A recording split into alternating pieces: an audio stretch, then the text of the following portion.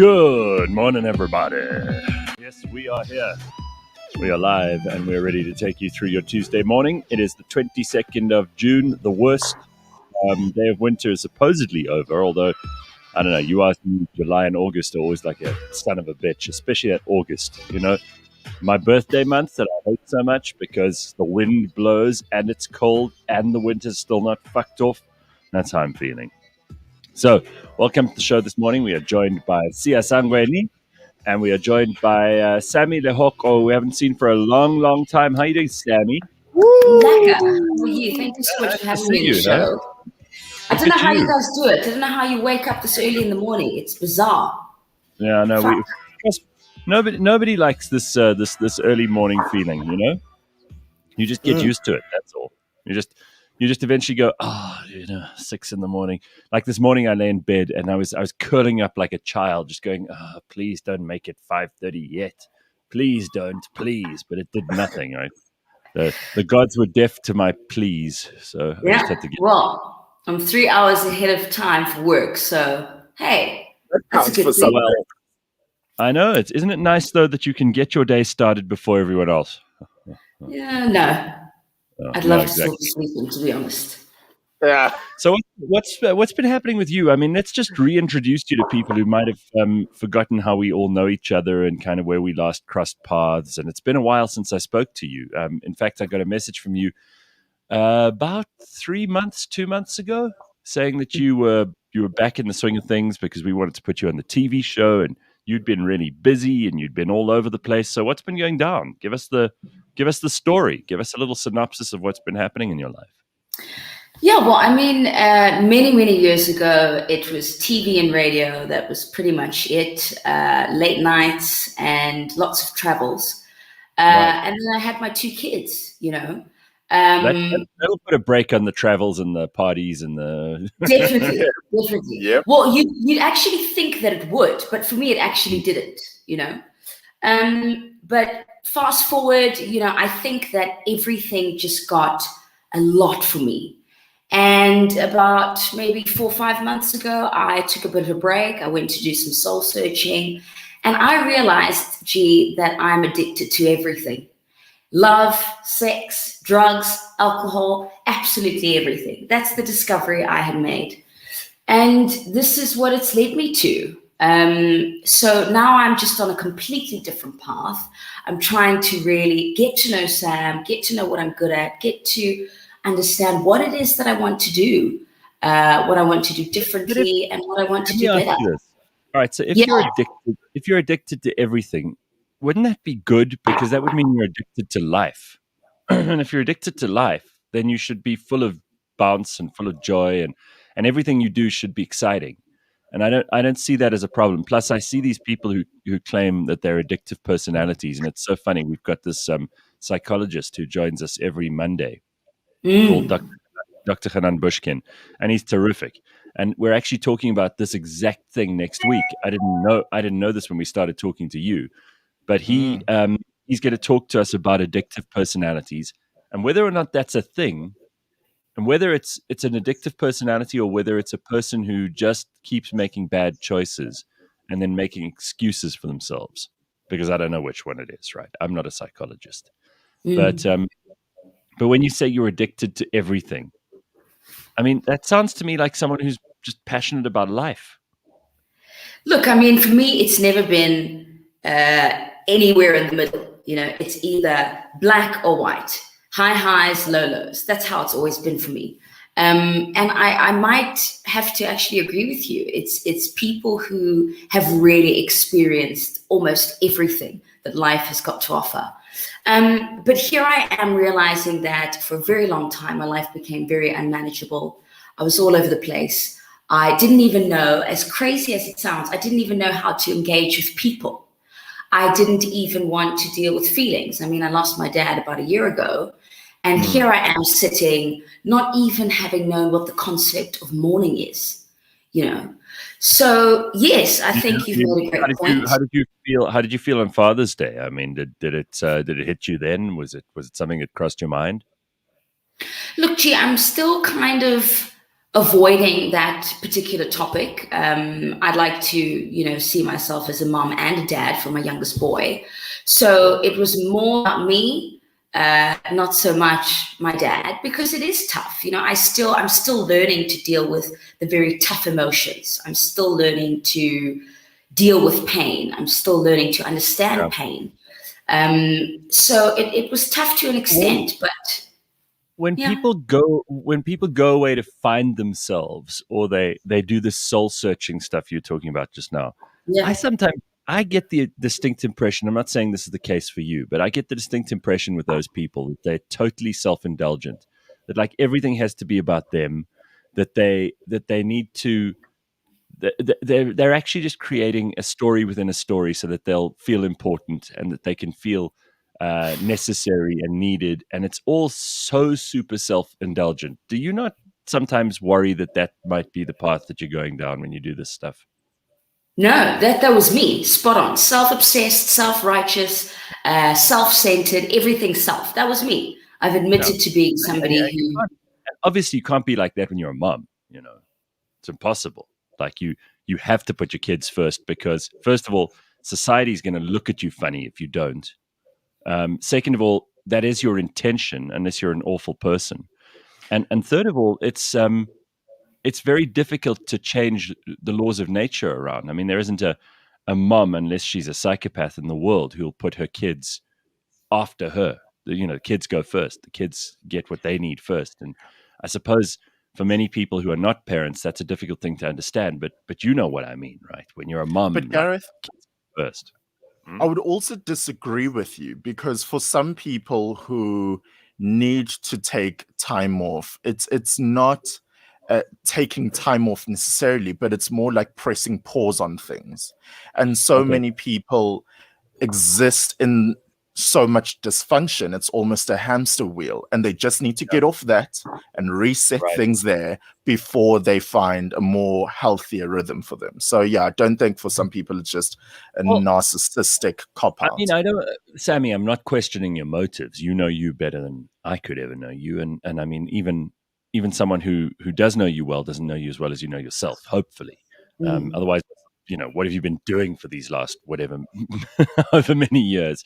But where do you go? What do you actually do when you need to get away from it all and kind of soul search? And how can you do that? I mean, how is it possible? And where do you go? Like, first of all, where do you drop the kids? Second of all, no, but I mean, these are practical questions. There's probably a mom or a dad listening to this now going, fuck, I need that too. I need like some sort of break, as Sia's saying, a time out. What do you do? Well, I think, to be honest, I mean, it's different for everybody. Some people, go to India, others maybe go to the mountain, some go to rehab. And the reality is that you don't really know what is going to happen until you put yourself in that situation. And to be very honest, I was a selfish person for the longest time. I thought to myself, well, as long as my children have hot water close in their back, electricity, a whole bunch of DVDs, and a full pantry, that's me. I've done my job and I'm a good mom. But that's absolutely not what it is at all. And you're right about being self-centered, self-obsessed, self-righteous, self-everything. And that's why I started off by saying, this is the discovery I made. This is the person that I've always been, this absolute addict who needed to go and study the brain. Why is my brain different to others? Why can't I just try something for 5 minutes and just leave it? Why do I have to go above and beyond? I think we're a bit hard on ourselves. Like I was saying just now, I like people who have, in inverted commas, addictive personalities. I like people who are passionate about life. I like people who are excited about everything. Because, I mean, to me, that makes you an exciting person to be around. And you have so much energy to give, and you throw yourself into everything. And I know that's true for you. In the few times that we've had conversations or that I've been around you, I distinctly get the impression that you don't do half measures. And I don't want someone around who's going, there's going to be some old lady one day who's sitting in a corner of a dark room. Everyone else is talking and no one's talking to her. And she's got a grumpy look on her face. And she's the woman who did 5 out of 50 instead of... You see, 50. And I'm like, I don't want to be talking to her as the old man who's doing like 5 out of 50 one day, because those people, they never have the kind of, you said highs and lows.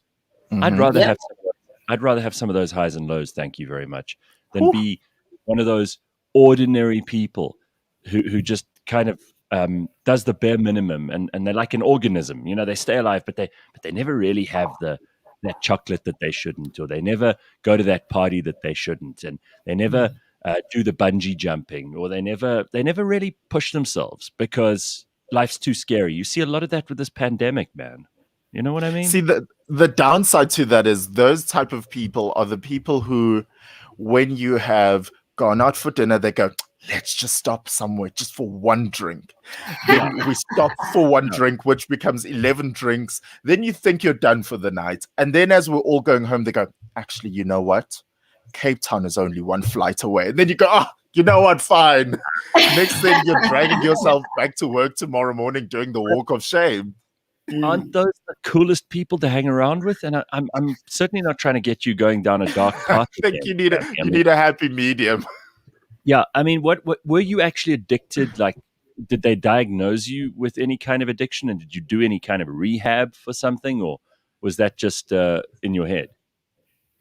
No, like, I mean, for the longest of times, I've had substance abuse problems, but had never really thought that, I mean, it was a problem. Here I am just going about my day, going about my life, really. What were we doing? Were we doing alcohol, drugs, both? Bit of both, here and there. Don't think I was much of a drinker, though. But here's the thing. Are we talking nose beers, or are we talking happy pills? That's a nice or what? one. That's a nice one. Nose beers. Yeah, my nose is very busy for a long time. Never heard of that term before. No, me neither. But here's the thing. I woke up one morning and I thought enough is enough. Checked myself into a really, really nice place, I must say. Okay. And that was what I did. Came across, people just like me, to be very honest. I thought I was just surrounded by a bunch of junkies, only to realize that, well, I'm in the right place. I couldn't have asked for a better 4 months. I couldn't have made a better decision. And like I said, it wasn't just for me to get away from my life, run away from my problems. I mean, that's what I've been doing my entire life. Yeah. Just living a life of secrecy, being dishonest, not really being responsible, reliable, open, mindful, aware of people and that sort of thing. So it's not something that I knew I needed to do. At the time, I just thought, let's give this a try and see what it's like. When you go to a place like that, do they take away your phone? Do they cut you off from the outside world? I mean, you do have real responsibilities in the outside world, so they couldn't exactly completely remove you from that. No, they did. 30 days of no cell phone, Gareth. Really? And did that drive you? 30 days of no cell phone, and you're there with about 30 other people, and there's a routine. I mean, you wake up, you got to make your bed, you got to clean the mirrors, it has to be spotless and that sort of thing. There's lectures, there's class, and you do this thing called the 12-step program. See, I don't know if you've heard of the 12-step program. I have. This is the famous one that Alcoholics Anonymous developed, isn't it? And that's people correct. all over the world swear. I'm worried about that though, because sometimes they just replace one addiction with another. Like they get you addicted to either some kind of psychotherapy or to religion or whatever the hell it is, and that just replaces your alcohol or drug or gambling or sex addiction. So here's the thing. I mean, it's all a process. You've got to kind of follow this program, right? See a psychiatrist, see a counselor, see all these people, and they talk to you about handing your thinking over. Because remember, you can't trust an addict at all.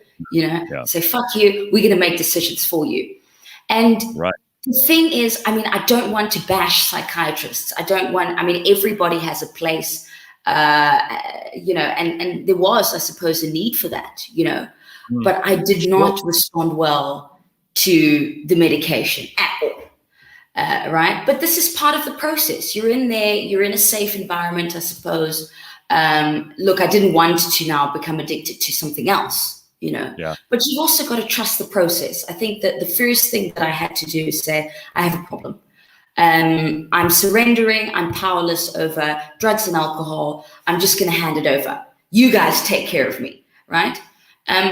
But I realized that I can't just hand it over. I have to want to be clean and sober. I have to want. When did you finish with all of this? Because you know, if you've been out of there for like a few months now, it must feel pretty good that you can speak about it in the past tense. And I know that addicts always say, and they're always told in this 12-step program is, you know, I know because friends of mine have been through this. And then they say, no, but you never really stop being an addict. You just have to keep fighting that shit over and over again. But when did you finish?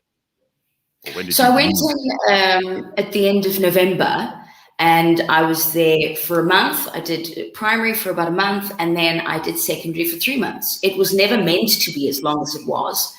But I think I was also just used to this bubble. You know, when you're in this space, you realize that life is not like that. You know, you're in this bubble, it's safe, you've got, you know, addicts and alcoholics just like you, and you're fine. But I had to eventually leave this bubble, and I realized that now it's life terms. I'm literally facing everything that I need to and being present, not just kind of going through the motions. Do they tell you to stay for 4 months if you're really bad, or is that just a choice you make? I mean, are people listening to this now going, fuck it, I was only in there for a month. This Sammy's got serious problems. Yeah, fucked up. No. I mean, look, the plan, like I said, was never to leave after 4 months. But every time I got to the final stretch, I thought, fuck, I really don't want to go. Shit, I can't do this, you know? So did you almost had a bit of Stockholm syndrome, you know, like where people get abducted and then they fall in love with their abductor. And I mean, that's not at all a good analogy for what you must have been feeling. But it was a safety net. It was a comfort. Right. You now had handed yourself over and you were used to that. It's like a lot of people in lockdown have still not left their houses because they feel like cocooned and safe, and like they've got their little nunu blanket around them, and the real world is much too scary for them in some ways. Yeah. Is there something like that that's going on in your head when you get to like month 3 and you don't want to leave? Look, the best thing that I could have done for myself in my final month was to do what they call a phase 4, where you kind of do half of the day in treatment and you leave lunchtime and kind of reintegrate back into society. It sounds bizarre. You know, I really wasn't like, you know, in a cave or anything. I was literally, you know, up the road. But you don't actually realize how for 3 months you've just been, like I said, in this bubble. So I got an opportunity to every day leave and spend time with my son, to, you know, go to the shops, to be very honest, life goes on. You think you're in treatment and the world's just going to stop. And, you know, everything just continues. People on the outside, you know, like your friends who, are you initially embarrassed to answer questions? Because I love the way you're talking about this so frankly, because really, this is what people need to hear. I mean, there's so many of us going through all kinds of things, right? And this shouldn't be embarrassing. Seeking this kind of treatment is for me quite heroic. You're actually doing yourself and the people you love a huge favor by doing this stuff. It should be celebrated. And I think a lot of people are still kind of embarrassed when they talk about stuff like this. I mean, when people asked you, where have you been, Sammy? I haven't seen you in a while. What's been going down? Did you struggle to tell them the truth in the beginning? You know, I was telling Sia not so long ago that the answer that I always give is, I just went on a bit of a hiatus and did a bit of soul searching. I could never say that I went to a treatment center. To be very honest, I didn't even think I was going to do it today. But, you know, I've had to wake up every morning and say, hi, I'm Sam and I'm an addict. This is my life. I've had to accept it for what it is. I think that, like I said, it is important to have these types of conversations. It is important to look at the journey and say, I wasn't a good role model. I wasn't a good mom. I wasn't a good sister. I wasn't a good daughter. I mean, my father passed away and he wasn't able to even see me, go into treatment and just fucking get my shit together, And I'd like to think that addicts are probably one of the most incredible, they're master manipulators, good at keeping secrets, fucking, good at lying. And that's what things were. My life was a fucking disaster and a fucking secret. And nobody could ever tell what was fact versus fiction. It's the reality. So here I am doing this 12-step program, admitting that I'm powerless, going through the motions and looking at things like my resentments. It's easy for me to say, fuck, I hate everybody. I hate you did me wrong. You were never there for me. You abandoned me. You fucked me over. It's easy to say that. But then you've got to look at what is the role that you played in these resentments. And then you think, fuck, I was unkind. I didn't show compassion. I was dishonest. I could have been better. I didn't show empathy. And you realize how you've hurt the people who have really, really been in your corner. I mean, my mom, when I was in treatment, my mom wrote me a letter. And she said, your life is a secret. My brother wrote me a letter and said, I've traumatized him with my aggression. And here I'm thinking, I've got this wonderful relationship with my brother. I'm the older sister, but he's telling me in paragraph after paragraph, you've traumatized me. Your friends are never consistent. You're not a good mom. I mean, it's bizarre that for 22 years, your brother's been sitting with this. So it's and you're spot on. It is just self. When are you going to just get out of your head and not make it about you? To do exactly that. And Dogozo says here, I had a great time soul searching in Cape Town for 2 years after being dumped by my ex-fiance. Sometimes you just need to press the reset button. And it wasn't like Dogozo was checking into rehab, but I'm interested in this part of what you're telling us. And we've got to get to headlines in a second, but I'm curious to know this thing about being dishonest, because so many of us go through life. We tell ourselves a story, right? And we think, well, this is my narrative, this is my story, and we live by that, even though we know we're just talking shit to ourselves. That's not the truth. Actually, we are either a lot better or a lot worse than we give ourselves credit for. And we must come to terms with that at some point. At some point, you have to reckon with the reality of your life, you have to face those demons. And for many people, it is just an impossible thing. They'd rather just keep lying until they're dead. Yeah, that's true. I mean, the Just for Today yesterday was actually about being honest. I mean, just don't lie, don't lie. But I think that when you're so caught up and you're so consumed, you actually don't think about the consequences. I mean, one of the things that I'm currently doing, and I guess I can talk about it a little bit later, is I'm working with 28 matriculants in Cosmos City. And none of them give a fuck about consequences. They never play the movie out. And that's what I've learned to do, is to play the movie out until the end. What is going to happen if I do this?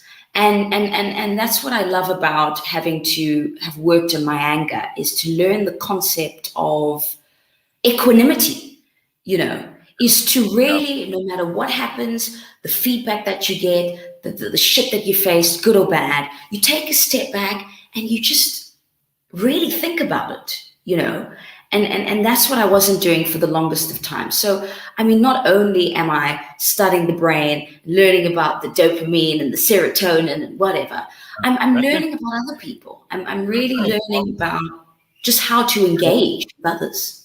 Tracy says, your honesty is so refreshing. And then she adds this, which I think is true for a lot of people. Self-indulgence always leads to self-destruction. That's so true. And then Keenan has got no sympathy for you. Keenan says, same old shit, druggy story, me, where? Oh, So not gosh, everybody's sympathetic. That's what it used to be. At least now I'm not fucking putting myself first all the time. Thanks, Keenan. Yeah. Well done. All right. Well, listen, that's a hell of a roller coaster to start the morning with. Sure. That's one way to start the morning. We I should have started by saying, hi, I'm Sam and I'm an addict. You see it? How are you? Girl, I'm just living this thing called life. Wow. Well, first of all, I mean, you look terrific. So I don't know whether that's helped you to kind of get back into a routine or anything. Not that you ever looked shitty, but you look great, and it sounds to me like you've got some balance going on there, which is awesome. I mean, most of us don't. Let's face it. A lot of us think we do, but we don't. Got to get to some headlines for this morning. Let's see what's happening in the world. Pay attention to some of this stuff.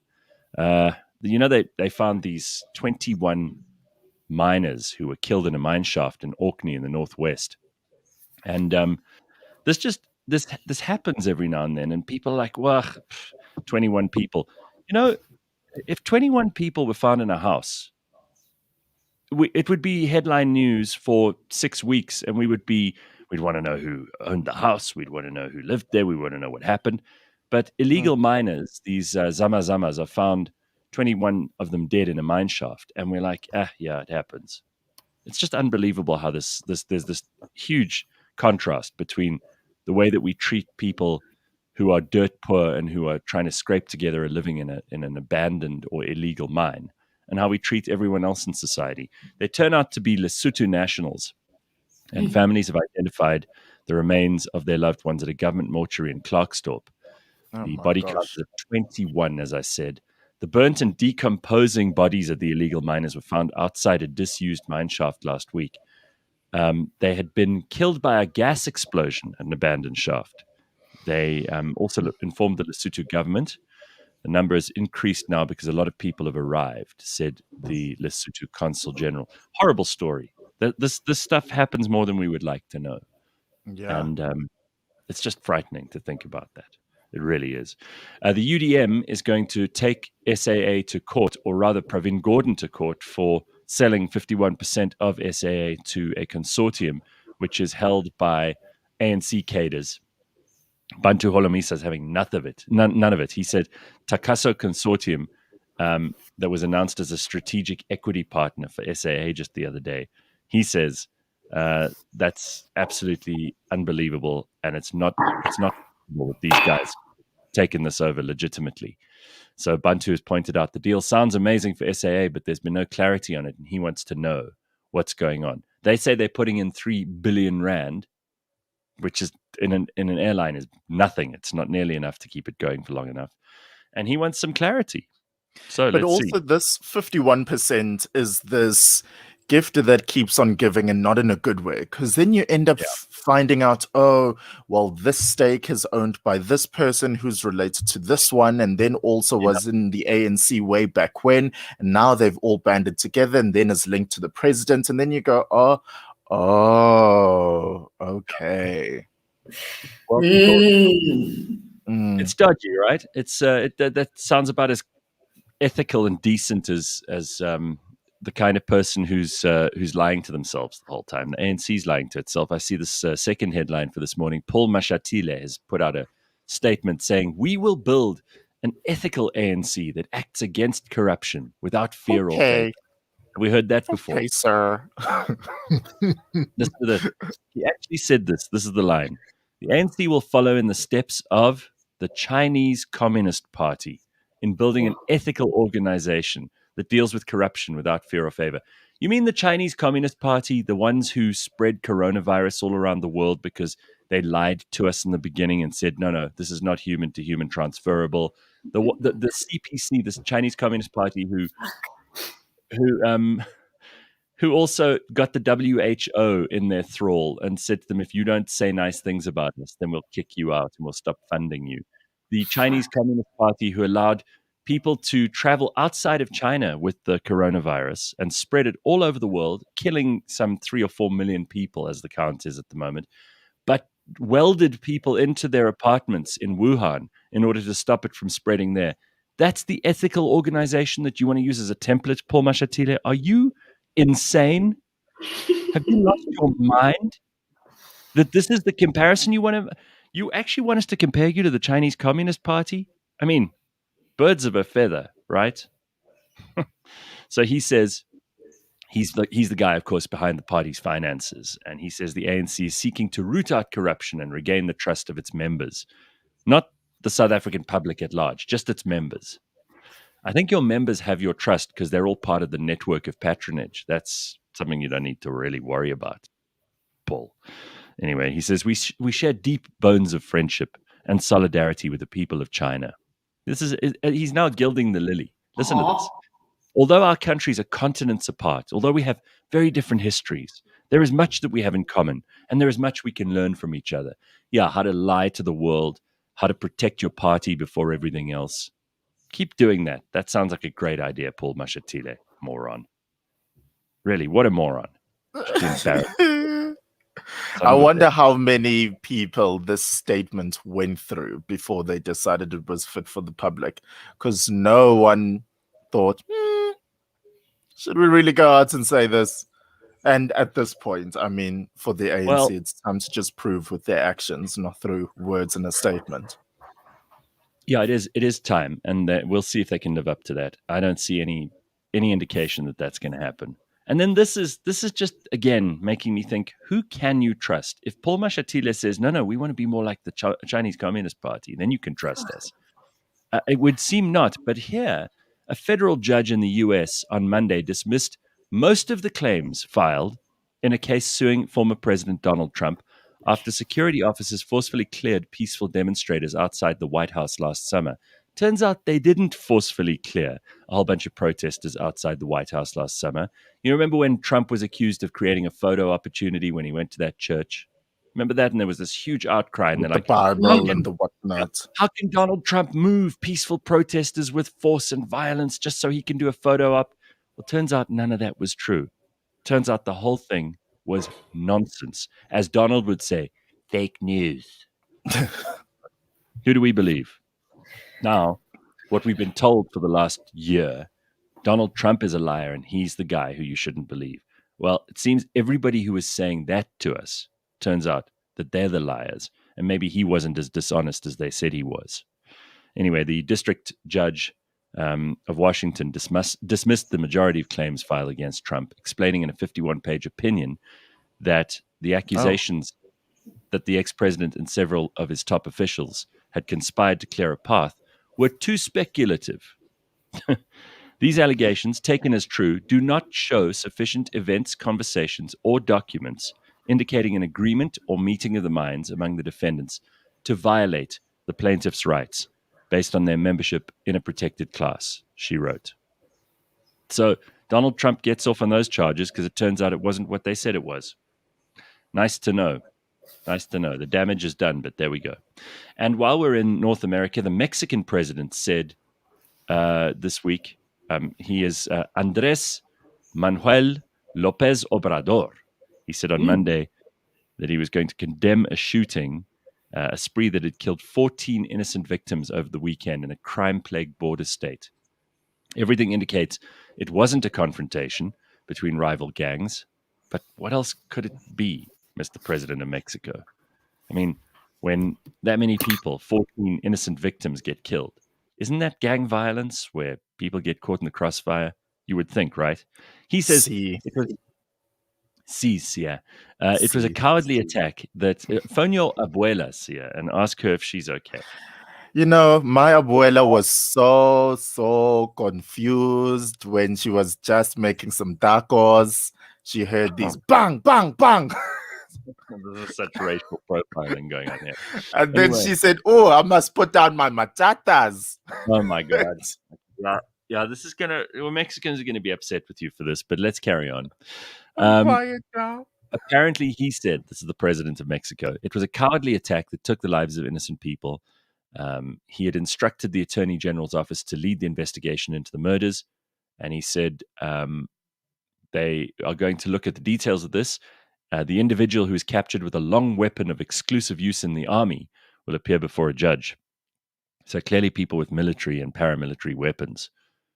Very, very ugly story. That's in Mexico, where it's still dangerous. Who knew? All right. Well, I mean, not all of Mexico is dangerous. If just 14 people just died, we have 21 people who died in a mine. That's true. That's true. And not the whole of South Africa is dangerous. People do call us dangerous here, and we are dangerous. And we We're are dangerous people. Sure we All are. right.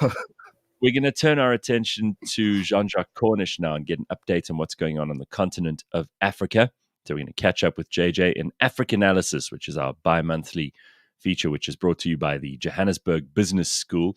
It looks at the happenings on the African continent. And let's go to JJ Cornish now. Good morning, JJ. How are you? JJ's on mute. Just got to unmute yourself there, and then we can hear you. I am exceedingly well, thanks, Gareth, and good bonjour to you. I just have to send away. I've got a guy in a sombrero in a stretch limo playing La Cucaracha outside my house. Yeah, that's not racist at all after what Sia said. My abuela's favorite song. He's holding an AK-47. I hope I don't imagine he's going to bother you. Hi, papi. Thank you, JJ, for making sure that Sia isn't the only one on the show who's doing racial stereotyping. Thank you for that. That's very important. And just to make it even more fair and free this morning, we're going to maybe play La Cucaracha later on when you say goodbye. So, JJ, what's been happening?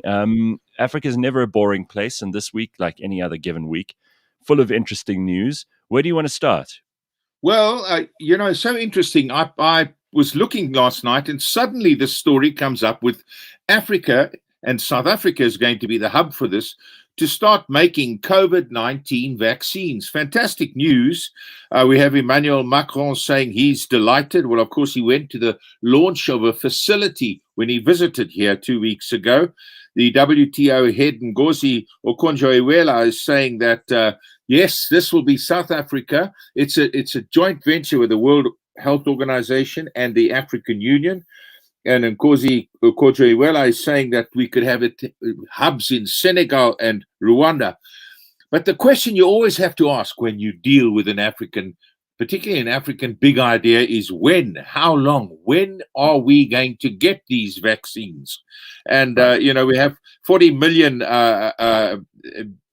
vaccines in Africa have been dispensed, but that's about 2%. The poorer countries are just not getting enough. Again, the World Health Organization saying this. How long? The answer to that question depends on the drug companies, doesn't it?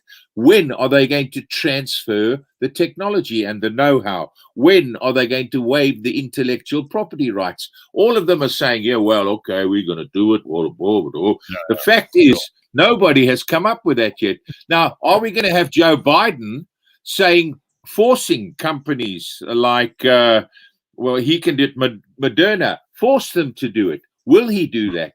These are the questions. So we have great hopes now that the vaccine, which is not getting to Africa, the COVAX thing is just not working.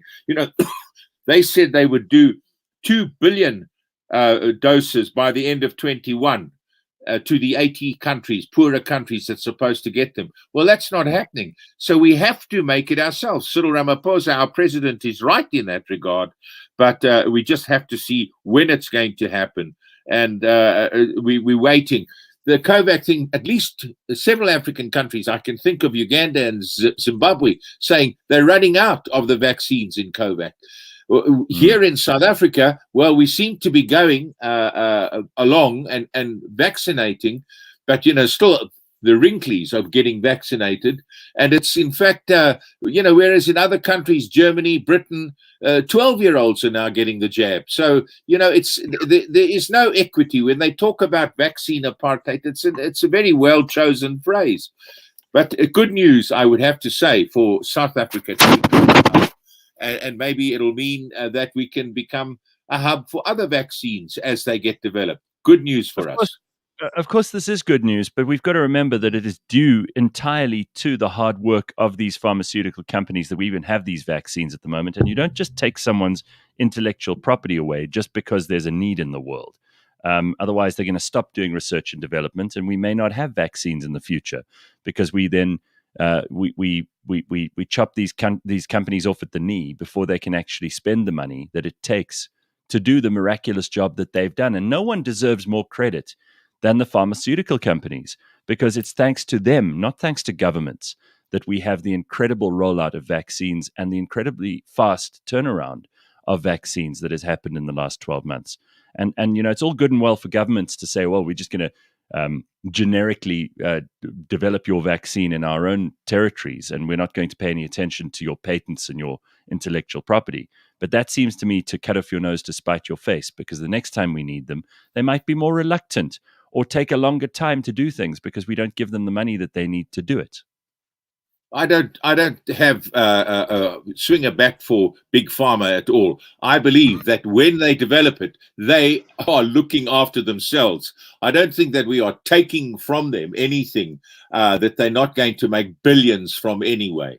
So yes, indeed, and I do think that governments got behind Big Pharma in this regard to get the vaccine made so quickly. I do believe that at a time of pandemic, it's not the time to think of profit. I think you have to do the job that you designed to do, and in the longer term, the pharmaceutical companies aren't going to come up short. It's like, I suppose, like the Arab carpet salesman, for another racial stereotype.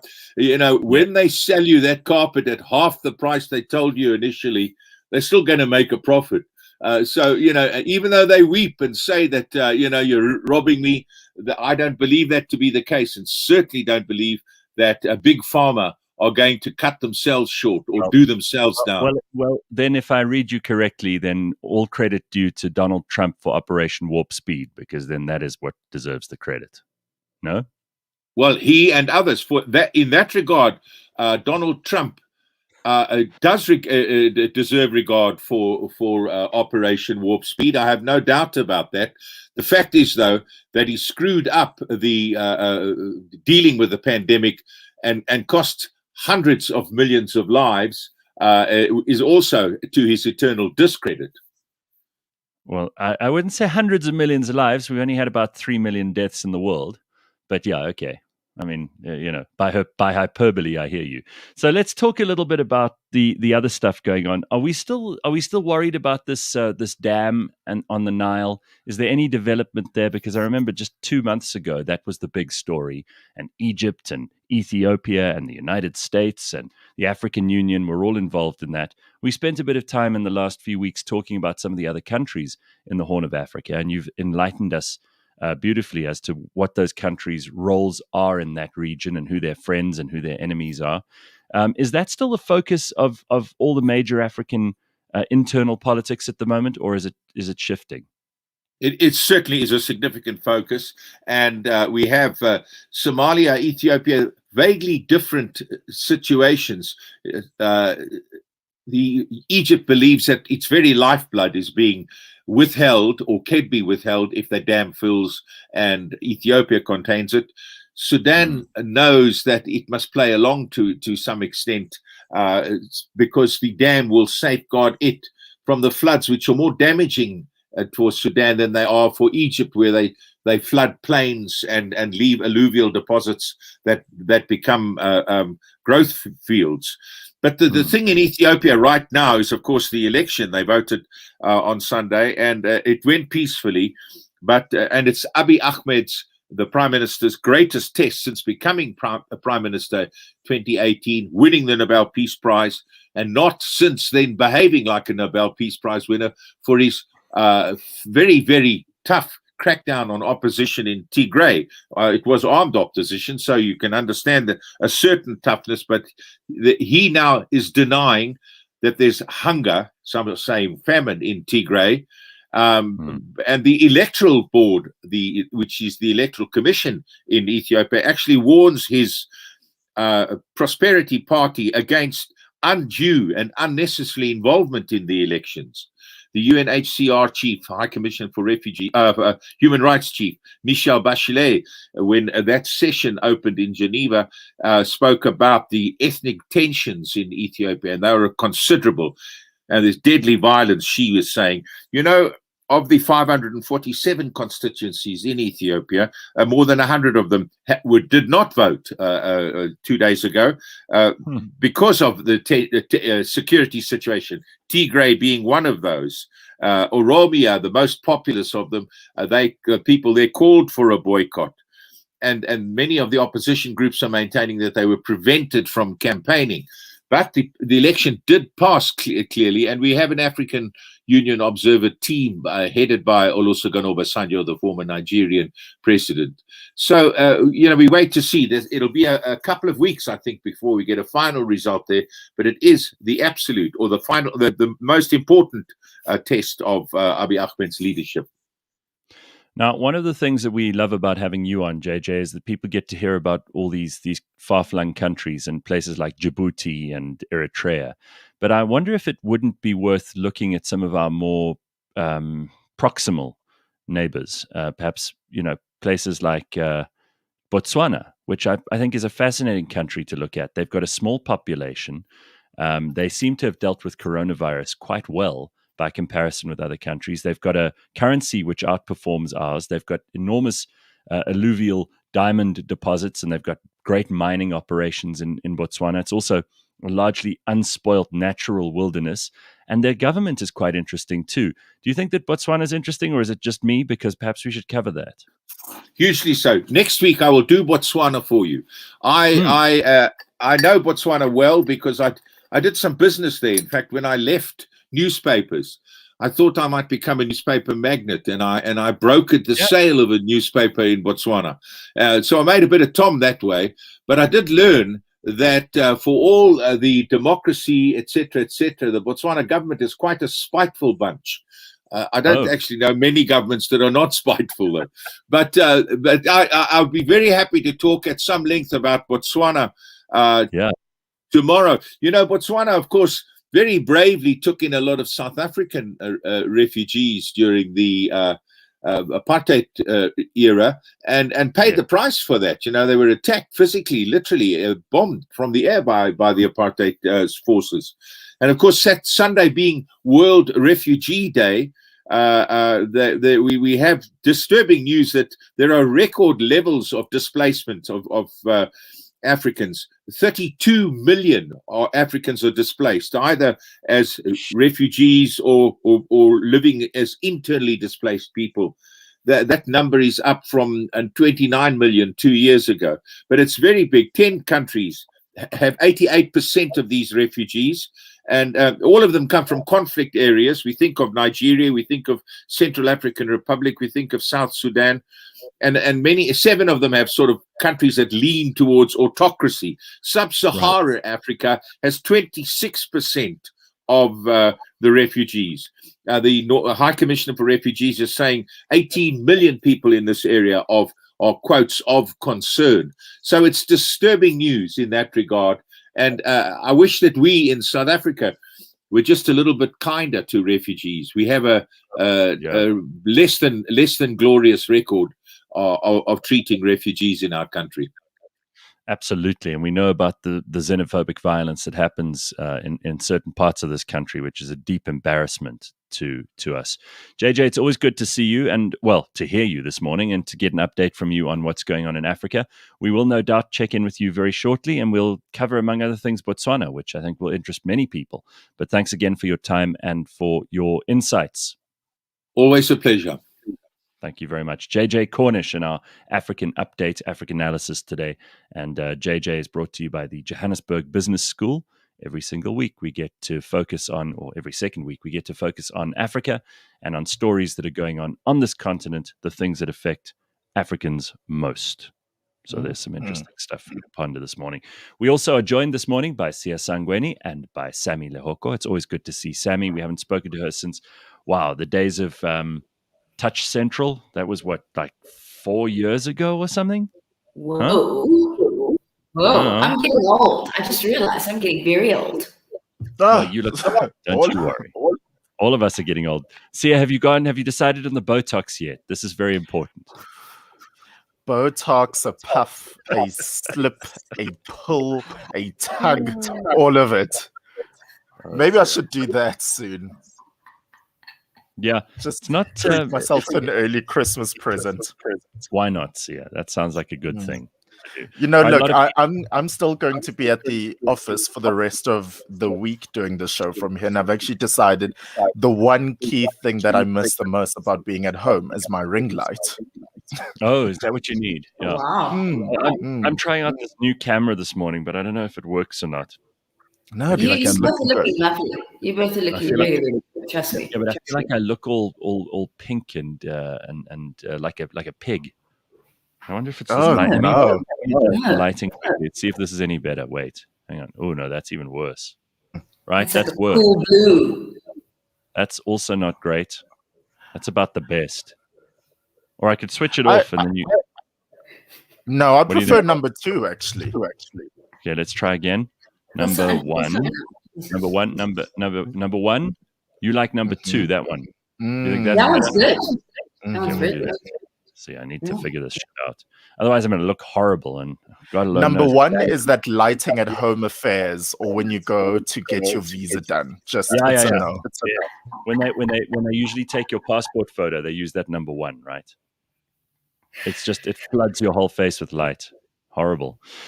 Okay, well, we'd like to hear from you this morning. You can get hold of us on the YouTube comments, which we get live to the show. Remember to like and subscribe. Will you, Sammy, take care of the usual YouTube like and subscribe message, please? You know how it goes. Remind people to like and subscribe. You know how to do this. Do I? I know you're an expert at this. You've watched enough YouTube videos to know, and you've made. What do all of the I YouTube? haven't, guys. I really have not watched enough. I'm always the one skipping the ads and fast forwarding and all that kind of bullshit. All right. Well, let's see show you how it's done. Here we go. Sia, you're on. Oh wait. Can I give you one better actually? Yes. One of our listeners sent us a video. Grant Okay. Gardner sent us a video to tell us to like and Let me subscribe. play his. That's a good idea. Here it is. Here's Grant. Oh, wow. If you like my channel, don't forget to like and subscribe. Hit the bell, yo. There we go. That's my guy. Yay, Grant. All right. So remember to like and subscribe. Otherwise, you know what happens. I get shat on, and I'm not in the mood for that this morning. I appreciate Grant had like music for us, then he faded out, then he gave us the message. Grant, And he- awesome stuff. Grant looks like he flies planes for a living. He had epaulets on there and Ooh. some wings. Yeah. He looks like he's a pilot. Great. That's Oh, pretty cool. thank you for your Are service. you I don't looking for know. a man, Sammy? Are we back on the market? I mean, I don't know if this is the right platform, but anything goes. Hey, these days everywhere is a Anything? platform. People are so desperate to find attention, love, a partner, someone to share their life with, someone to share coronavirus with, lockdown with. I don't think there's anything that's out of bounds at the moment. You go wherever you can. You get whatever you can get. Look, I'm all about this whole thing of like, so one thing I discovered when I was in treatment is that I'm absolutely obsessed with connection. I'm absolutely obsessed with love. I have to always constantly be in a fucking relationship, which, kind of makes sense, But I was told that I have to be complete myself before I can be with someone. I have to find correct. another complete human being, because this whole thing of like one half and one half bullshit doesn't work. That Yeah, sounds you very sound- therapy. Yeah, but she doesn't sound like she totally believes that. I was Yes. told that I meant to. I think it's actually bizarre. No, it's mostly true. You need to be happy with yourself, or you will never be happy with anyone else. So, if you Well, it's also because that line doesn't. Sounds like you need another month. line Gareth told me, also- Gareth, send me back. Okay, fine. It just also doesn't sound nice in romantic movies. It was, who was it? Tom Cruise says, "You complete me." Now it Yeah, won't that be was that. me. It's like, well, are you whole? Because I am whole too. And two holes. No. Well, no, that doesn't sound romantic. That sounds beautiful. That actually that- sounds very good. We constantly want to fill this void. Oh, we together complete each other. You make one half and I make the other half. No. Sammy, That's why try I'm to so- put that in a song like John Legend. It just won't work. It just needs Listen, something. there's a deeper meaning behind this whole thing, Okay, I'm talking bullshit. Actually, No. What is the deeper No, meaning? word. Go on. Word. You got to finish that thought. Now people are going to be wondering. Look, one of the things, especially when it comes to relationships, is I realize that I have so many high expectations of people, unrealistic expectations, which is something that I've had to work on for the longest of times, you know. And having these high expectations of people, I'm always going to end up being disappointed, you know. So I've realized to completely remove expectations out of my life and just... No. There's a healthy amount of expectation. Like, you can't have none. If you have none, you're going to end up with some loser who does nothing. Underneath a bridge. Under a bridge with a half jacket. Bridges are interesting. Who can't pay for your highlights? No, you want to live under a bridge, not your business. But no, you have to have there's a healthy amount of expectation. But here's the thing. Expectation has to meet reality at some point. So if your expectations are ridiculous, then no one's going to be good enough, which is what you were saying before. But if you have no expectations, then everyone's good enough. And somewhere in the middle, you get what you deserve. And Gareth, you are preaching. Yes. And maybe it's better than you think it is, and maybe it's worse than you think it is. But this is important stuff. Like, if you want to be happy, then those are the conditions. And some people, like you said just now, need someone else to complete them, in that cheesy quote from the Tom Cruise movie. But other people are already operating at a very high level of happiness, and maybe they need less. So maybe they don't want a relationship. They just someone to sleep with, or they maybe just want someone to talk to, or they want someone to, go on holiday with, or they don't mind living with someone, but they're not in a relationship with someone. Everything is very much malleable in the 21st century. You just got to decide how much of it you want. No, absolutely. Look, I think another thing is also, some of us are not setting boundaries, and that's why perhaps I also landed up where I did, not setting healthy boundaries, constantly crossing the boundaries of others, absolutely fuck all respect. I mean, it's just bizarre. And I think that's why, I had to have the uncomfortable, tough conversations. Sam, this is what you did, and it was not on. You crossed the boundary. You didn't respect my space. You didn't respect my time. You didn't respect my principles and values. And I think that's also a very, very important thing. Is the topic of principles and values. Yes, the fact that I was unkind and dishonest and all those kind of things. The fact that I can identify the opposite means that I've always been those things. I just haven't been practicing it, every single day. Yeah. What was that Tom Cruise movie with You Complete Me and you had Jerry me at Maguire? Jerry Maguire. I struck a complete blank. All right, it also has show me the money. Show me the money. Right. Oh yeah. Well, we have an incredible hour coming up with Sammy, with Sia, with me, with you, and Blind History also in the next hour of the show. Stick around, cliffcentral.com on a Tuesday morning. It's the day after the winter solstice, so the sun only came up at like 5 minutes to 7. So that is how deep in the winter we are right now. Stick around. There's a whole lot more to come.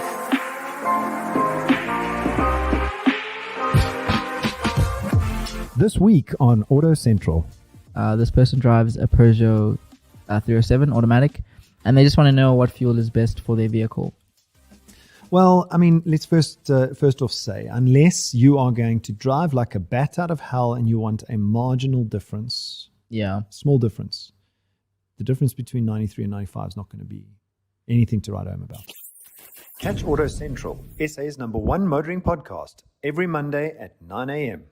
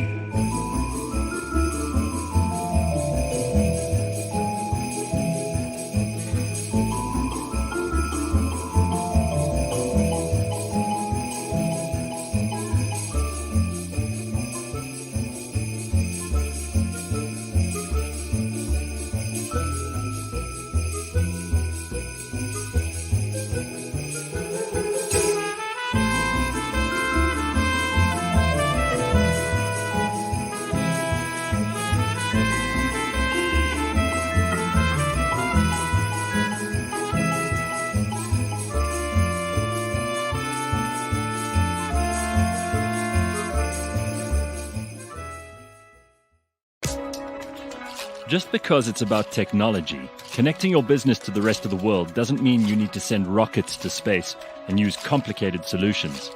Want to simplicate things? Well, join Jaco Voigt, who is the CEO of Catalytic, on the Unbundled podcast. With skin in the game and a keen focus on educating and assisting you and your business, Jaco decodes all the aspects of connectivity, security, and cloud solutions. Unbundled is brought to you by Catalytic and is available on cliffcentral.com, Apple Podcasts, Google Podcasts, Spotify, or wherever you get your podcasts.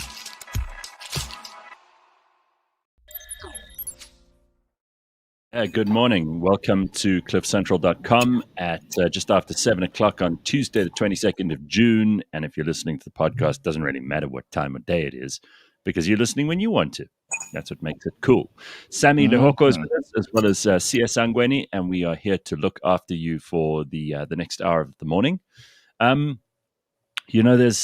quite a lot of talk going on at the moment about people, this level 3 and how bad it is and how many people are getting sick. I just want to show you some things quickly to give you a bit of perspective because I needed this.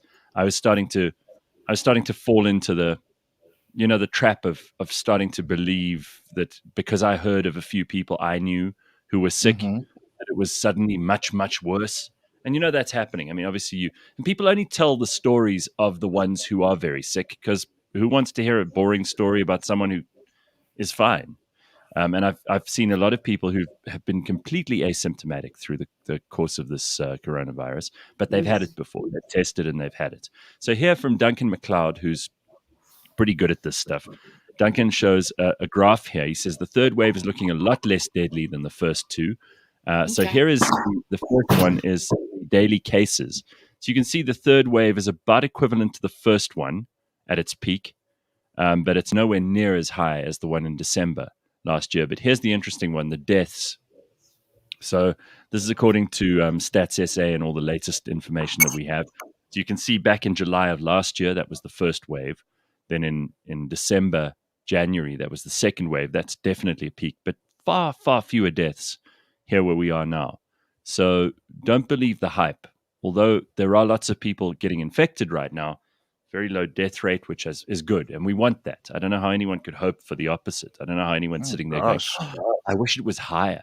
But there are people who are genuinely afraid, and you should be careful, but you assess your own level of risk. So I just thought it was important to throw that in there because there's so much mad, crazy information going around, and people just, they love drama. People love a bit of drama. I've been saying COVID is temporary, drip is forever. You can just say that mantra to yourself every day, you'll be fine. COVID is temporary, drip is forever. Sia, you should say that. Speaking of COVID, I mean, my grandfather actually picked up COVID in the hospital, and that's how he passed away. So, here you are, 90-something, going in for something completely different. You're there, right. We're getting updates, and everybody's saying, yeah, there's a bit of progress, but he was, of course, high risk. He had the diabetes and the high blood and all that sort of thing. But constantly testing negative, and boom, one day just picked it up in the hospital. So, I mean, as much as you think you're going there to be cured, you might not even leave there alive. To be honest, that's what's happening. Yeah, I'm not in a hurry to find myself in a doctor's room or a hospital if I can possibly help it. Not the greatest place. I hate to take us further down this path, but there's a Daily Maverick piece that was released yesterday around this.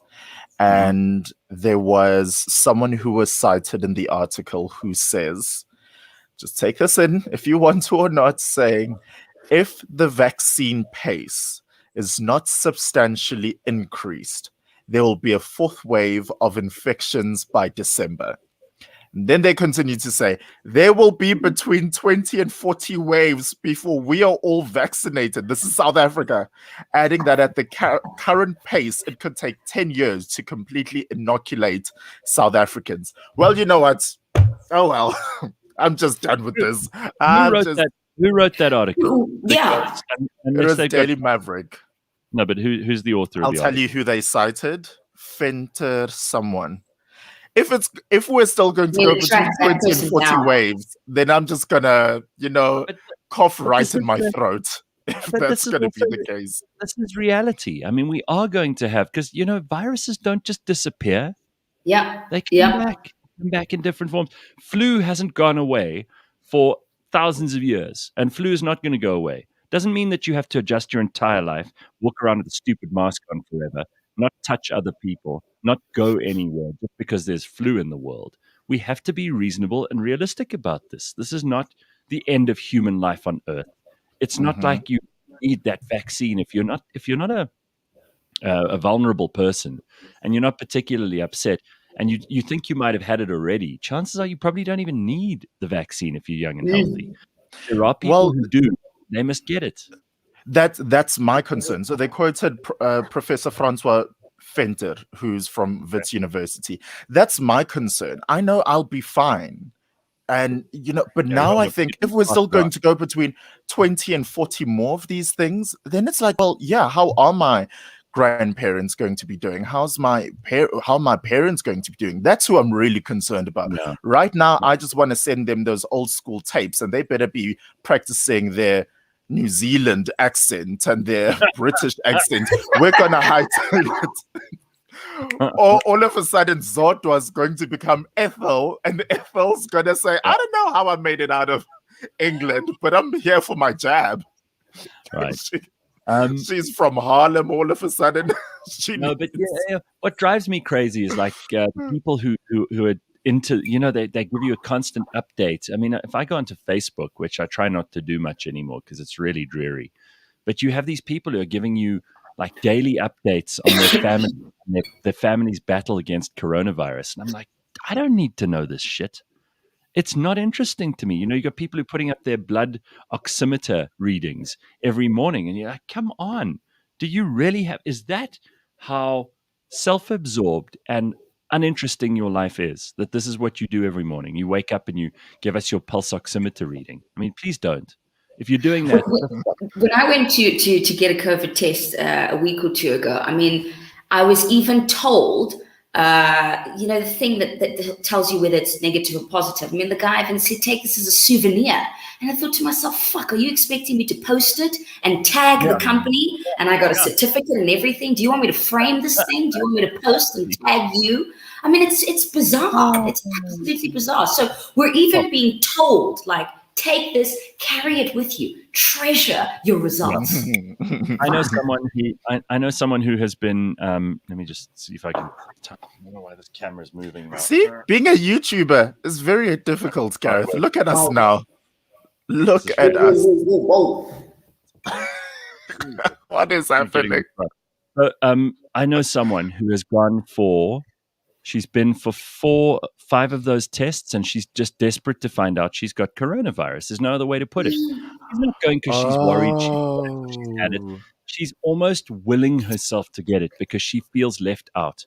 What, isn't that stupid? I mean, that's stupid. That person should be put in a psychiatric ward. Honestly, if you're going to go back for your 5th or 6th test and you're so desperate to get coronavirus, then let someone cough on you at the shops. Seriously, it's pathetic. So I want to go to some emails quickly because we've got some really nice emails here. This is from Mashoba Paddy Mazibuko, who says, first of all, Gareth, I want to say I'm a daily listener. I never miss your show. I send messages on WhatsApp, but tonight I thought I'd email you. I'm listening to the last few minutes of your interview with Mac G, and wow, I followed you and your team since we haven't even referred to that, but it was released last Thursday, and it was yes. Apparently, it was quite a big deal. I mean, it got lots and lots of views and downloads, and I'm thrilled because I like Mac G, and I think he's a brave guy, and I like the kind of material he's producing at the moment. Anyway, so we did that show last week, and Paddy's saying here, followed you and your team since the 5FM days. Just want to quickly refer to something you mentioned in the interview. I only wanted to say what a dope interview, and even though I've listened to you for years, that interview was really refreshing, and I respect you guys and the things you do even more than I already do, which is tons. Not saying it's worth much, but I was inspired. I learned a bit about you, even though I was convinced I knew all that you had to offer. Although I started following Mac G's podcast after you mentioned him on your show, and interviewed him on So What Now. Thanks for that too. I have 2 South African podcasts that I follow religiously now. Isn't that nice? Very cool. Very nice. Very nice of you to send us that email. And then this is another nice one. I'm hoping to get some horrible ones too, so I can balance it out. But it seems the people who send the horrible ones have stopped listening to us. Mervyn and Jenny, who are 82 and 70 years old, sent this to me, which is quite sweet. While traveling on Friday morning from Knysna to Port Elizabeth, my husband and I were entertained by your show that was hosted by Sia in Gareth's absence. We thought that he did a great job. There we go, Sia. Compliments for you. And upheld the standard of your show. Nice, Sia. We enjoyed the conversation between Sia, Leanne, and Michael on the subject of crying and whether Sia actually sheds a tear or two. It had us laughing, or was it crying? By the way, most nights we listen to the podcast of that morning's show. I turn to my husband and say to him, what would you like to listen to? And he always replies, that Cliff chap. Too soon, I hear gentle snoring at my... So this old man, he says he wants to listen to us, and then he falls asleep. Then falls asleep. Thanks very much. Thanks, Mervyn. Great. Anyway. Is it a compliment, perhaps, that we're so soothing we lull him to sleep, or perhaps we just bore him right out? Mervyn and Jenny say they started listening during the first lockdown, and you really helped keep life real for us. Well, that's awesome. I love the fact that we've got someone who's 82 who listens to us, and we've got someone who's 16 who listens to us, and everything in between. It's very nice. You see how much we have evolved, Sammy, since you were last on the show. Yeah, I'm quite impressed, but I expected nothing less, trust me. And this is the thing about also, we're so focused on the negative, all that's happened since COVID and the lockdown and whatever. But to be very honest, there's been so much opportunity to expand and be innovative and to do things online and just be creative. If anything, I would expect people to have been coming with more and more new ideas. Yeah, there's all this time. Are you doing some fun stuff? Because I know you've got a huge following of people who love what you do. And when you were on TV and radio, you always made people laugh and smile and think and cry and all kinds of cool stuff. Are you back in that swing of things yet, or are you giving yourself a little bit more runway? Yeah, so remember I was doing this whole soul-searching thing, and, I realized that radio will always be something that I'm very, very passionate about. I've loved it, Don't think as much as... I don't really enjoy TV as much anymore. But what I've been doing now is trying to have quite a nice balanced life. I gym quite a lot. I'm working in the family business, which is very interesting. I've got a sponsor, 5 pillars. I do these online meetings, etc. But I'm also studying and doing something with the Life Coach Academy. So hopefully by the end of the year, I would have graduated and I can open a wonderful practice, and I'm looking for some clients. Hello. But the other thing that I started doing, like I mentioned before, is volunteering at a secondary school in Cosmo City. And that sounds really interesting. Now, these are kids. Obviously, Cosmo City is a pretty poor neighborhood. It's a township, but it's mostly shacks because the people who live there are trying to live close to where they work, and they're just living in whatever kind of dwellings they can get. There are some informal houses there, but it's really not a great neighborhood. And I would imagine life is very hard for people who live there. Look, I think the approach that many of these teachers take, remember they've had enough, they're inundated, they just want to get through the year. The approach is constantly to these kids, why do you behave like this? What is going on with you? Why do you have such an attitude? And the approach should actually be, what happened to you? So that's where I come in, and that's my question. What happened to you? It's not so much about you. It's about the environment, the circumstance, your family. Yeah. And I didn't go in there as a life coach. I didn't go in there as an expert. I went in there to be some sort of outlet. And my first sort of task for my students, 28 of them, was write me a letter. Say, Miss Lehoko, this is what is going on for me. And Gareth, I kid you not, some of the stories that came out of there were remind me of bizarre. You remind me of Michelle Pfeiffer in that movie. Yes. What was it? Is it about... I have the theme song in my head.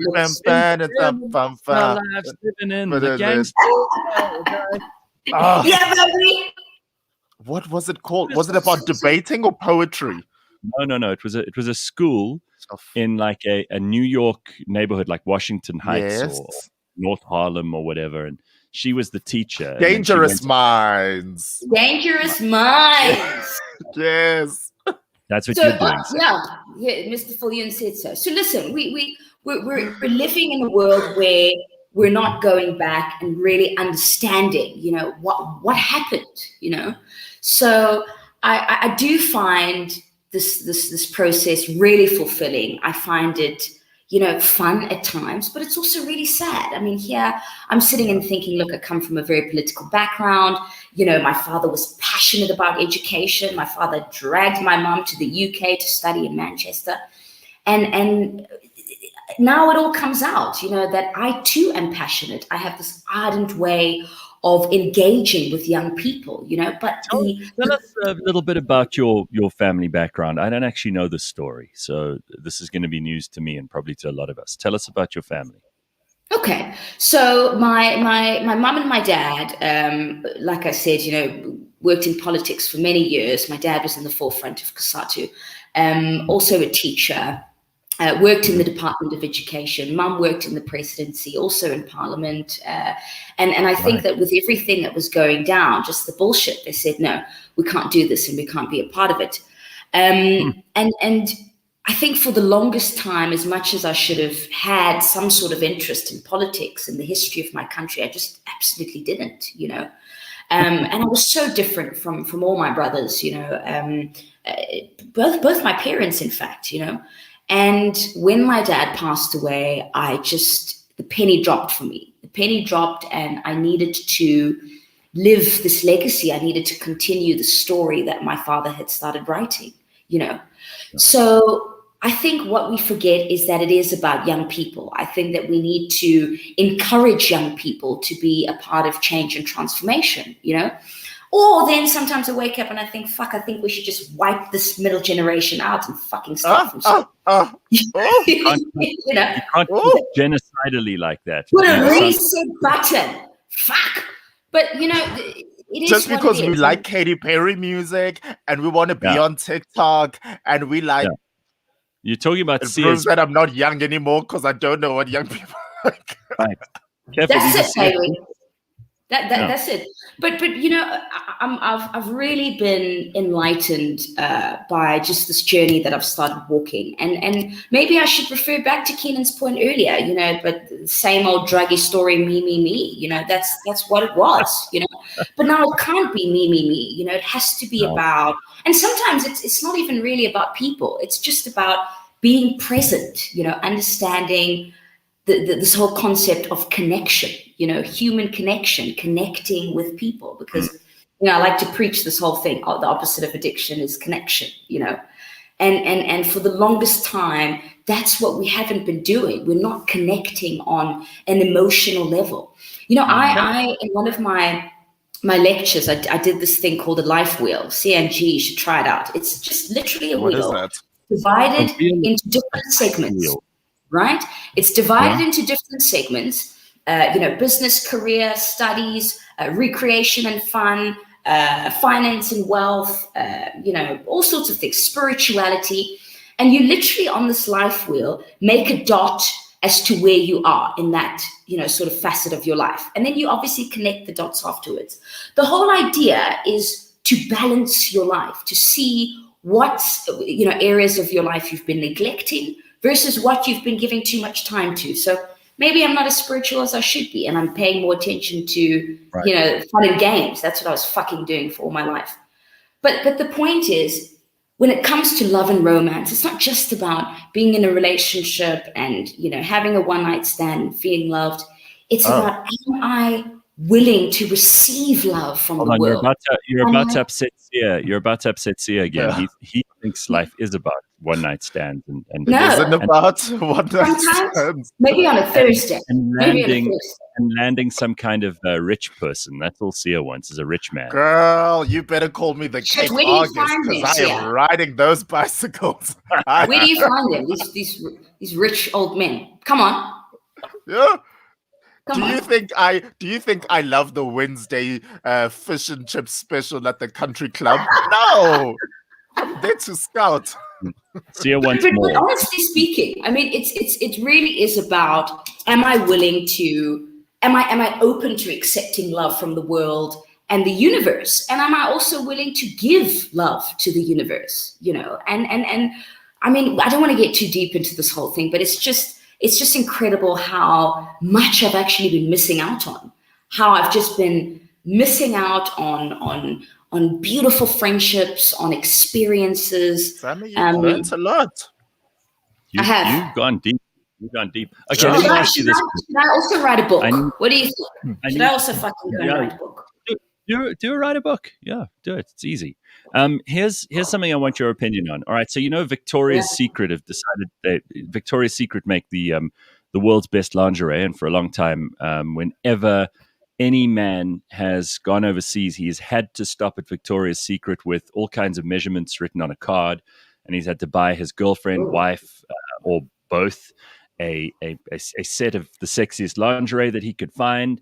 And Victoria's Secret always used to be this extremely sexy brand. You know, they had beautiful, beautiful women like old Candace Swanepoel, who come from South Africa, who would flaunt their wares down the ramp wearing angel wings. It was a whole thing. I mean, you know what I'm talking about, Sammy. Victoria's Secret is a worldwide Absolutely. phenomenon, and everybody loved it, right? Now, look at this. Here's an ad of what Victoria's Secret are now doing. And ignore the head of Megan Rapinoe sticking in the side. That's obviously photoshopped in, but the rest of it is totally real. This is what Victoria's Secret want you. This is how they sell panties and bras now. Okay, you ready? Look at this. There we go.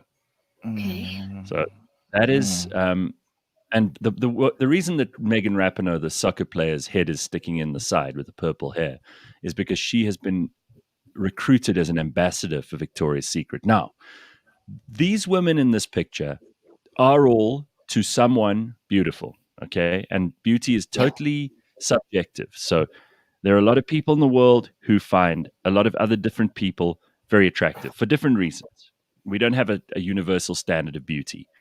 But I must tell you, honestly, that this is not going to make me want to go and buy a girl one of these bras, panties, sports bras, these I don't know what you'd call what one or two of them have on there, like a Hessian sack that they've spread around their formidable asses.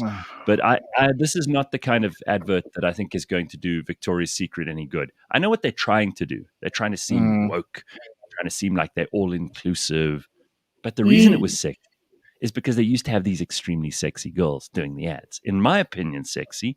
And clearly they sold to a lot of other people based on that. This is not the same. What do you think of this? Am I being extremely backward and old school and stupid and insensitive and dumb? Or is there something to it? What do you make of that? Look, I mean, when you put that up on there, I wouldn't have said that it's Victoria's Secret. I mean, that's when you think Victoria's Secret, you think tall, slender, skinny women, sexy lingerie. I mean, I'm not the target market. Firstly, I'm not fucking tall at all, you know. But I don't know. It's tricky. It's really tricky because yes, you want to be this all inclusive thing, but at the same time, that's not what it is. There's other brands for that, you know. That's my point. Isn't it? Not everything has to be all inclusive. No. Sia, what do you think? So Victoria's Secret went way too far left in trying to redeem their image. They, firstly, even before this, Victoria's Secret has been overtaken by other brands. Because they just are not speaking to the times anymore. For a very long time, Victoria's Secret was the industry leader because there was not a lot of competition. Look, I used to even watch the shows. I love the shows. They were sexy and there was music and you wanted to see that expensive bra and how many records it would break that year.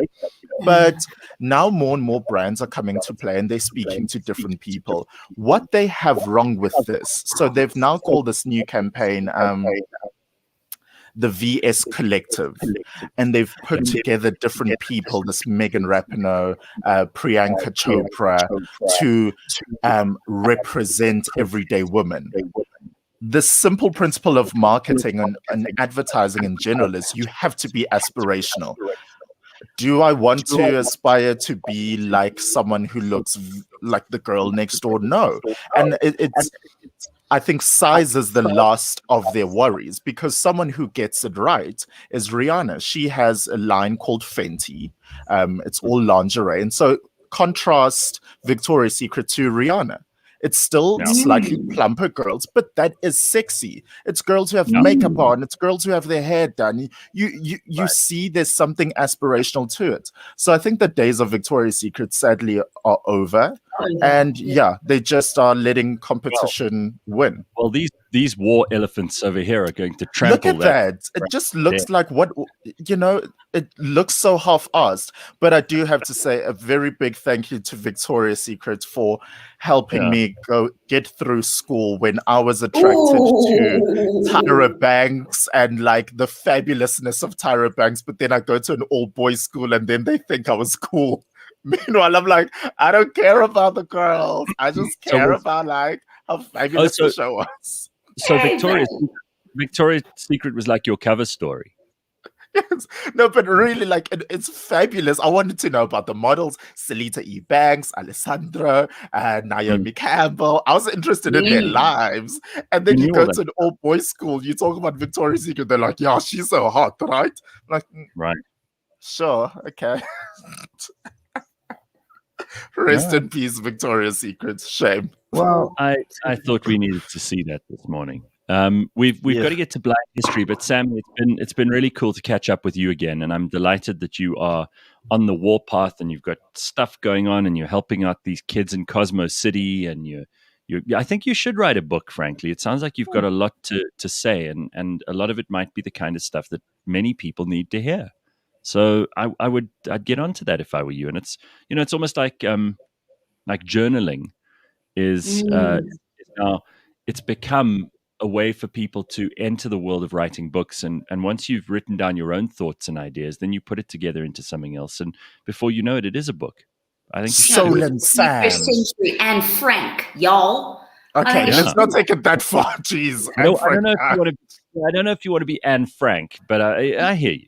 I hear you. Start off with your... you know what I mean. But I mean, look, at the end of the day, I really didn't know what I was going to say on the show. And I really do think that it is important to share my story and my journey. You never know what could come out of this. There's people who are doing the exact same thing, going through the exact same struggles. And this is what I've learned, is that there are people who can relate. Look, I saw in the comments, somebody had said that they want a real current druggie on the show. I don't know how that might, end. I'm not reformed either. I'm not recovered. Pay no attention. This audience of ours will give every one of us shit anytime they can. They don't take any prisoners. That's why I love them. They always give us the honest feedback. But look at these. Speak about honest feedback. Look at some of these comments about Victoria is no more a secret. That's from Silas. Eric says, by the way, Megan Rapinoe has been cancelled due to racist Asian tweets. Oh, surprise, surprise. Tando Kutler says they could have put those same ladies in way better underwear. I agree. But there's only so much that, the what do they call it? The load capacity can take. Harmin says, what if one of those girls had a heart attack on the runway, huh? Good point. Kidwell says, I just think they want to appeal to a broader market. That's possibly true. I think that's absolutely right. But what Sia was saying about aspirational value is important too. Jenny says, this is an insult to all those who put in the time showing us how many calories they burnt on their workouts. Eleuteria says, Victoria's Secret should have stuck to their lane. Apparently, Victoria's Secret very involved with Jeffrey Epstein. Ooh. Okay. Yes. And then Miss Yeye says, I think it's clever, probably going to have a spike in sales since there are a lot more ugly women than pretty women in the world. So basically, Miss Yeye says, those are very ugly women. Everyone wants to be pretty, so they're losing it. Andy says, it's absolutely fabulous. It doesn't mean every ad they have to do is inclusive, but this is so cool. All right. You see, the people like Megan like that. There's nothing wrong with that. Lots of different comments here. Is the one on the left a guy? On the very left. Let me just look at it again. Just see. Hang on. One on the very left far. To your left. Oh, that would be Megan. Wow. Oh, that one. No. I think the red-haired one. The ginger. Oh, right. Yeah. The short ginger hair. Can we still say ginger? Is that politically correct? Who knows these days? Sure it is. Of course it is. What else are you going to call people? Red-haired. Yeah. All right. The one very, with the very red hue. That's enough of us being sizist this morning, or whatever you want to call us, because something like that's going to come up. But Sammy, it's always good to see you. Thank you so much, darling, and have a lovely day and an excellent week. And we will check in with you soon.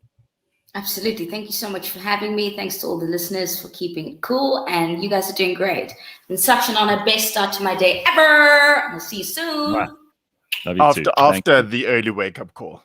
Yeah. I can't even go back to bed now. So here we are. No one likes to wake up at 6:30. 5:30 in the morning. All right. Thanks very much. Nice to see you. Thanks, Sammy. Yeah. That brings us to Blind History, which today is all about one of the most powerful men in France, a man called Cardinal Richelieu. And he was the architect of absolute monarchy. He was a guy who had a strategic mind and a dedication to French interest above all, and made it possible for Louis XIV a little later, and for Napoleon much later, to make France the envy of the world. And we're going to take you back to the early 1600s into the mind and the personality of this incredible man, Cardinal Richelieu. And this is a special episode of Blind History. It's almost the last in our 5th season, this episode on Cardinal Richelieu. And we have more for you in the pipeline. We've been busy talking to Anthony and Kate and everybody else at Taylor Blinds and Shutters. And it looks like there may be a 6th season, but don't take it from me yet. I'll confirm that once we know for sure. Here it is in the meantime. Blind History. If you ever get the chance to walk down the open Galerie des Orléans in the Palais Royal, you may be able to imagine the imposing figure of the Red Eminence.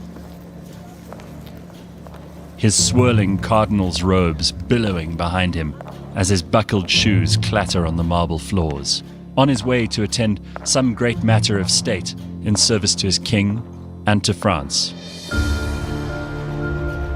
Cardinal Richelieu, the arch strategist, was always busy with matters of state. And his influence has bled into Europe, along with the blood of the wars he started, the idea of the modern nation state, and his network of spies.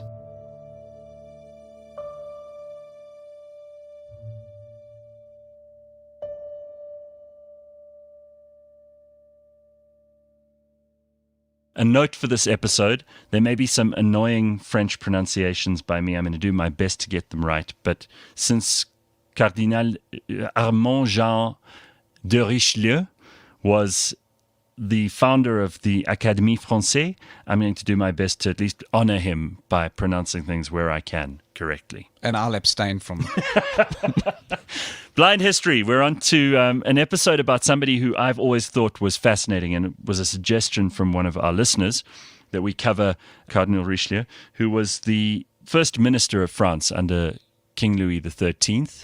Not much to look at, but he had that famous little beard and the little moustache, little goatee, the flowing hair under the cardinal's cap, and always in red. Famously, he is depicted, and most people may only know him from The Three Musketeers by Alexandre Dumas, where he's the villain, he's the bad guy, he's the manipulator, the arch propagandist of that time, and the musketeers have to fight him in order to do their king a great service. Of course, the reality is that the king was hugely dependent on Richelieu. I think that was probably a good summary of... Do you think so? Should we stop there? Yeah. Okay, well, then we can just stop there. So anyway, he was born a fairly ordinary chap. His father died when he was quite young. His mother needed one of her sons to go into the clergy because there was a bishopric available nearby. And his brother said, hell no, I actually am a believer. I'm going to become a real priest. And so Armand Jean said, pas de problème, I will go and be the bishop. He was elected, he was very young. He had to actually go to Rome and have a papal dispensation issued so that he could become the bishop of that particular town. And before he knew it, he was in public service. So he was born in Paris? Yes. But he'd gone to Paris, obviously, for schooling. And schooling in those days, it was a lot more about being a courtier and learning skills, learning how to fight, but also learning how to act in the royal court. There is no doubt this guy 100%. was very clever. From an early age, he had a very good brain and a quick wit and an ability to get people to do what he wanted. Yeah. It could have gone both ways, but like you said, his brother decided to become a monk. And so he had to take up this position on behalf of the family. But he did an incredible job. If you look at Catholicism, at the time they needed to, if the right word is to freshen up, to take on the Protestant angle that was Absolutely, happening. especially in France with the Huguenots, who'd become a very powerful lobby. Yes, and remember strong politically, yeah. And remember, the clergy were hugely involved in politics. It's not as if they stuck to religion and the nobles stuck to politics. It was a mixed bag. And the État Général, which was eventually the cause of the French Revolution, the breakdown between these different estates, part of the reason is that the lines were so blurred. At that point. So he saw it as an opportunity also to advance himself and his family. Correct. And I think he put things through like the clergy weren't going to pay taxes. Yes. And trying to put a lot more onto the poor commoners. Mm-hmm. He was so clear in what he wanted to achieve. He needed to put France back on top, get rid of the interbred Habsburgs. Yep. He didn't like the Spanish and the Austrians, which were the Habsburgs. And then he wanted to get rid of the weakened king scenario. The nobles had far too much control at that stage. And so we've got to start the story by just outlining who the kings of France at this time were. And I even drew a very simple family tree just so I could figure out who's who here. So Henri IV was murdered, but he was married to Marie de Medici, who was apparently very stupid. She was. And quite large. She was large, stupid, but ambitious. But ambitious and not a bad strategist. Yeah. Just shows you don't have to be super clever like Richelieu to be a good strategist. Marie de Medici got everything she wanted all the time. Yeah. And she eventually was so irritating to her son, Louis XIII, who was the next king after Henri IV, that he eventually locked her away. Correct. He got rid of her. Yeah. But she was the woman who opened the gates to Richelieu to become the courtier and the minister that he became. When he became bishop of his home area where he grew up, they voted him to go and talk in front of the royal court. And he obviously was just charismatic and he said all the right things. And Maria de Medici just thought, this guy's incredible. We've got to bring him in. And I think at the time, they always had somebody in government that was looking after their interests. And I think she did as well. Yeah, and he was the right guy to do this because he was an efficient administrator, a cunning strategist, and someone who understood how to raise certain people up and suppress others. I mean, he did lower the power of the nobility to a degree where the king had the kind of power that he could effectively make decisions and the nobles had to carry it out. So absolute monarch. And that set the path up for Louis XIV eventually. But also what he did was he picked Louis XIII's friends, or you would call it. Yeah, his whole court. His whole court. He decided who to surround the king. This king must have been a bit dim. I think he really relied on him. But what was clever about him, he said, look, I must keep this guy around. Yeah. So when his mom started talking cuck, he needed to exile her. Yeah. Every now and then he lost the plot, and he did say, it's the end of the road. I think it was really only once. It's the end of the road. And I think it lasted 24 hours, and the king ran to Richelieu and said, please come back. I'll get rid of my mom, just come back. So that's one thing that Louis XIII understood. He really needed Richelieu. And if we look at who the king was of France at the time, it was Richelieu. Yes, without a doubt. I mean, there's that, you refer to the Day of the Dupes, which is basically where he had his lowest influence. The enemies of Richelieu had started to believe that they had succeeded in persuading the king that he was no good. But as you say, it lasted a few days, a few hours, and then he was reinstated as first minister. He needed him more than he needed the enemies. Correct. How the nobles got their strength and that they always had their own armies and they could mobilize it or they could get together.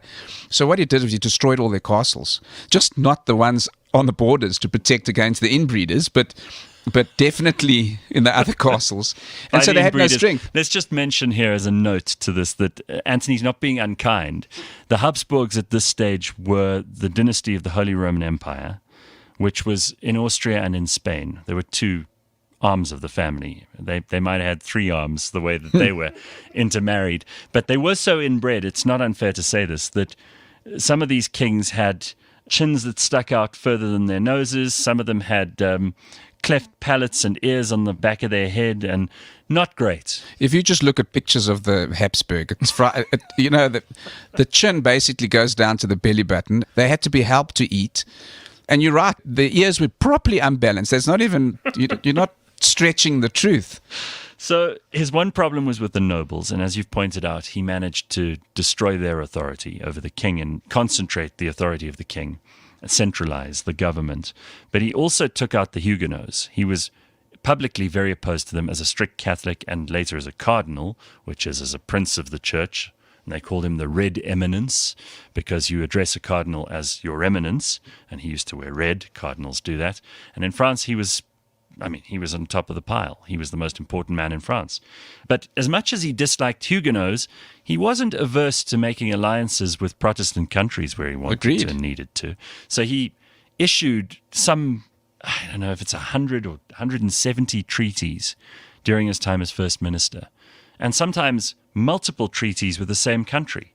Holland, the Low Countries as they were called, England. He made deals with Piedmont and Switzerland, which at that stage was like an independent canton of France. And the guy was happy to he was pragmatic. He was happy to make a deal with anyone who'd make a deal with him to achieve his ends. For the good of France, he would make alliances to take out the Spanish Catholics in northern Italy, which is a strategic place where they felt France could be under pressure. So he wasn't afraid to make alliances, as you said. Going forward. For the Huguenots, obviously as sad as it was, persecuted as they were, many died. Some fled, and his surname was Duplessis, and there are many Duplessis in South Africa. Correct. As a result of them having been Huguenots and having fled in the wake of policies brought to bear by Cardinal Richelieu. But what was quite interesting as well was the leniency in terms of he allowed the Protestants to be able to practice their faith even after he basically took them out. But he decimated their political strength. They were no longer a force in France. After there was a war that happened, the religious war, I think it was in La Rochelle. Mm-hmm. I think it lasted a year. And after that, the Huguenots as such, they had no more power. Yeah, that siege at La Rochelle is a famous result of the war between the forces of Louis XIII and the Huguenots. Correct. And he was in the front in that war. Yeah, he commanded, I think, the troops of Louis XIII. So he was obviously a figure of some intrigue, a very grand personality. He was obviously extremely talented at winning over the people who he could whisper things into the ears of. But he had a spy network, and he's also credited with being the inventor of the modern secret service, the modern secret agency, which is interesting. He had a huge network of spies across all of Europe who filled him in on everything. And he was constantly at work. He was always at his desk, writing letters, developing treaties, giving missives, sentencing people to death. And he had plenty of enemies. But I mean, the people were so naive around him. I mean, even the king's brother. I mean, they came up with these plans. They're going to take him out. I mean, he knew about it. Yeah. It's incredible. That spy network really worked well. It was superb. And he was also grooming his successor, Cardinal Mazarin, who would end up taking over after him and who would play an important role in bringing Louis XIV to power after Louis XIII's death. And he was also a press censor. He shut down the press because if they didn't say what he wanted them to say, too bad for them. There was no freedom of speech or expression under him. He also banned all political discussion outside of the Parlement. So if you spoke about politics in public and he overheard you or one of his spies overheard you, off to jail. No politics for you. But he's also known as the father of the modern nation state because of his administration and the bureaucracy he developed around him.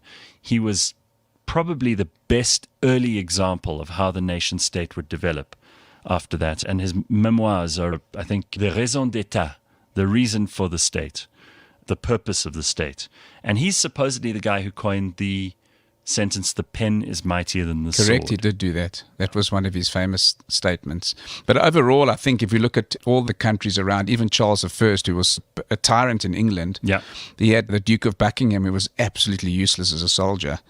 And Richelieu was key in destroying him. Well, the Duke of Buckingham was actually Charles I's father, James I's lover. Oh, that's true, correct. So that was something people didn't talk about too much in the history books, but it must have been all the gossip around town in London. Yeah, but maybe he was skilled in other areas and maybe not as a soldier. Perhaps, But what is interesting about Charles I is that marriage was also orchestrated by Richelieu. Correct. He made sure that Henrietta Maria of France married Charles I. Yes, Maria. In England, they called her Mary, but it was Maria. And then when he had his head cut off, Charles I, his son, Charles II, came to live at the French court and then returned to assume the throne back in England and put England back on course. So he was just the chess master, just moving the pieces around the board. Without a doubt. And I think if we look at French history all the way up to probably the end of the Napoleonic era, you can sense Richelieu's influence through all of it. Yeah. He was a patron of the arts. It's worth saying that he was a tremendously aesthetically aware human being. I mean, he commissioned incredible work on his Palais Cardinal, which became the Palais Royal in France. It's now the seat of one of the chambers of the French legislature. And he commissioned a number of explorers. Saint-Simon, I think, was one of the most famous ones, to go up into the Saint Laurent Strait and up the Saint Laurent River, and they founded French Canada. Yeah, and it's called New France at that stage. And I think that there's even a city that's named after him in Canada. There's so many different things that are named after him in his legacy. Even a brandy here in South Africa. I think Richelieu. Yeah, it's good. Eh? I think with the Coke. I'm not sure, how deep it goes, but France at the top of the pile. I think that was his number one priority. By the time he passed away, France was on top of the pile, and the king was everything. So there he is, an incredibly powerful man in an incredibly powerful time, and someone who rolled out the red carpet for some of the greatest rulers of that era.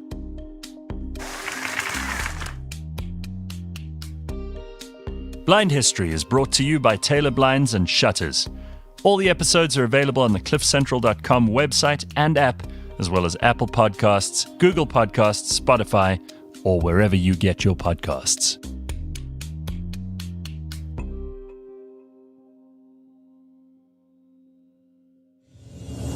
He apparently had in his private chapel, he had a crucifix there made of solid gold, and a chalice and a paten, which is a dish that they used to put water in, 180 rubies and 9,000 diamonds in it. And he'd pray there every day on his own. So it was just for him. There was a lot of money in there. It's incredible.